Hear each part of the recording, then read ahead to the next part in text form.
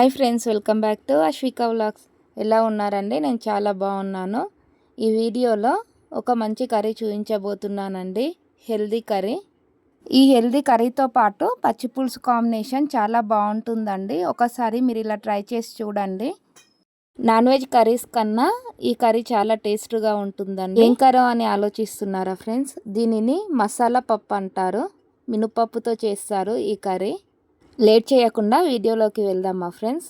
దీనికోసం ఒక గ్లాస్ మినపప్పు తీసుకోవాలి. ఇలా తీసుకున్నటువంటి మినపప్పుని 2 టైమ్స్ వాటర్తో క్లీన్గా కడిగి పెట్టుకోవాలి. ఇలా కడిగి పెట్టుకున్నటువంటి పప్పులో కొన్ని వాటర్ పోసి ఒక 10 మినిట్స్ నానబెట్టుకోవాలండి ఈ పప్పుని. ఇలా నానబెట్టినటువంటి పప్పుని 10 మినిట్స్ పక్కన ఉంచుకోవాలి. ఇప్పుడు కర్రీ ప్రిపేర్ చేసుకోవడానికి స్టవ్ ఆన్ చేసి ఒక చిన్న కుక్కర్ పెట్టుకొని అందులో 2 టేబుల్ స్పూన్ ఆయిల్ వేయాలి. ఆయిల్ వేడైన తర్వాత ఇందులో 1/2 టేబుల్ స్పూన్ జీలకర్ర ఆవాలు వేసుకోవాలి. వేసుకున్నటువంటి ఆవాలు జీలకర్ర ఫ్రై అవ్వాలండి. ఆవాలు జీలకర్ర ఫ్రై అయిన తర్వాత ఇందులో 2 ఎండుమిరపకాయలు కట్ చేసుకొని వేసుకోవాలి. ఎండుమిరపకాయలను కూడా ఆయిల్లో ఫ్రై చేసుకోవాలండి, లో ఫ్లేమ్లో చేసుకోవాలి. ఇప్పుడు 2 రెబ్బల కరివేపాకు వేసుకోవాలి. ఎండుమిర్చి కరివేపాకు ఫ్రై అయిన తర్వాత ఇందులో ఒక చిన్న ఉల్లిగడ్డను తీసుకొని ముక్కలుగా కట్ చేసుకొని వేసుకోవాలండి. వేసినటువంటి ఉల్లిగడ్డలను బాగా ఫ్రై చేసుకోవాలి ఆయిల్లో. ఆనియన్స్ని గోల్డెన్ బ్రౌన్ కలర్ వచ్చే వరకు కలుపుకోవాలి. ఇప్పుడు ఇలా ఫ్రై అయినటువంటి ఆనియన్స్లో 1 టేబుల్ స్పూన్ పసుపు వేసుకొని కలుపుకోవాలి. అలాగే ఇందులో 1 టేబుల్ స్పూన్ అల్లం వెల్లుల్లి పేస్ట్ వేసుకోవాలి. అల్లం వెల్లుల్లి పేస్ట్ అడుగంటకుండా లో ఫ్లేమ్లో ఫ్రై చేసుకోవాలి. 5 మినిట్స్ తర్వాత ఇదే పోస్ట్లో మనం ముందుగా నానబెట్టి పెట్టుకున్నాం కదా మినపప్పు, దానిని కూడా ఇందులో వేసుకొని కలుపుకోవాలి. కర్రీ మొత్తం కలిసేటట్టు పోసు. ఇలా ఈ వీడియోలో చూపించినట్టు పోసు మొత్తం పప్పుకి పట్టేటట్టు కలుపుకోవాలి. 5 మినిట్స్ తర్వాత దీనిపై క్యాప్ పెట్టుకోవాలండి. ఇలా ఆయిల్లో ఒక 10 మినిట్స్ వేసుకున్నటువంటి పప్పుని వేయించుకోవాలి. ఇలా వేయించుకోవడం వల్ల మనం చేసుకునే మసాలా పప్పు చాలా టేస్టీగా వస్తుందండి. 10 మినిట్స్ తర్వాత దీనిపై క్యాప్ పెట్టాలండి. కుక్కర్ క్యాప్ పెట్టాను నేను, లిడ్ తీసేసాను. లిడ్ లేకుండా ఒక 5 మినిట్స్ కుక్కర్పై క్యాప్ పెట్టి ఫ్రై చేసుకోవాలి. ఇలా చేసుకోవడం వల్ల పప్పు ఆయిల్లో బాగా ఫ్రై అయ్యి పచ్చివాసన లేకుండా పోతుంది. ఇప్పుడు ఈ పప్పులో 1 గ్లాస్ వాటర్ వేసుకోవాలండి. వేసుకొని కుక్కర్కి క్యాప్ పెట్టుకొని 3 విజిల్స్ వచ్చే వరకు ఉంచుకోవాలండి. పప్పుని లో ఫ్లేమ్లో మాత్రమే ఉడికించుకోవాలి, లేకుంటే సరిగ్గా ఉడకదు పప్పు. ఈ వీడియోలో చూస్తున్నారు కదా, పప్పు క్వాంటిటీని బట్టి వాటర్ వేసుకోవాలి. ఎక్కువగా వాటర్ వేసుకుంటే కుక్కర్ క్యాప్ నుండి బయటకు వచ్చేస్తాయి వాటర్. ఎప్పుడైనా కుక్కర్కి క్యాప్ పెట్టినప్పుడు ముందుగా క్యాప్ పెట్టాలి, లిడ్ తీసేసేయాలి. క్యాప్ పెట్టిన తర్వాత లిడ్ పెట్టాలండి. అలా అయితే ఈజీగా పడుతుంది క్యాప్ కుక్కర్కి.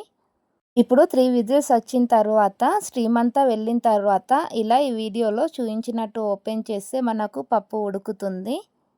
మినపప్పు చాలామంది తినరండి, కాకపోతే ఇది హెల్త్కి చాలా మంచిది, బలమిస్తుందండి శరీరానికి. వాటర్ వేసి ఉడికించాం కదా, కాకపోతే ఉడికిన తర్వాత వాటర్ అన్నీ వెళ్ళిపోయాయి ఇందులో నుండి. ఇప్పుడు మరికొన్ని వాటర్ పోసి కలుపుకుంటున్నాను పప్పుని.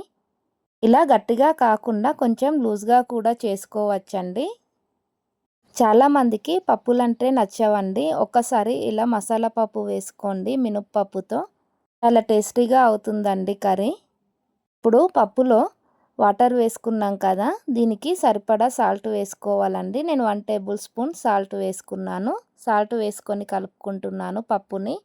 నేను ఈ పప్పుని కొంచెం గట్టిగానే చేసుకుంటున్నాను. మీకు కావాలంటే ఇంకా కొన్ని వాటర్ కూడా యాడ్ చేసుకొని పలసగా కూడా చేసుకోవచ్చు కర్రీ.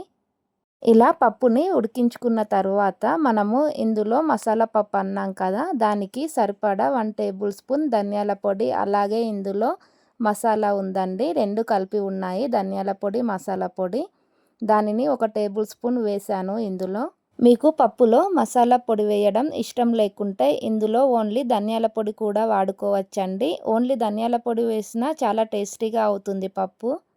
ఇలా రుచికి సరిపడా సాల్ట్, ధనియాల పొడి, మసాలా పొడి వేసుకున్న తర్వాత ఒక 5 మినిట్స్ ఉడికించుకోవాలండి.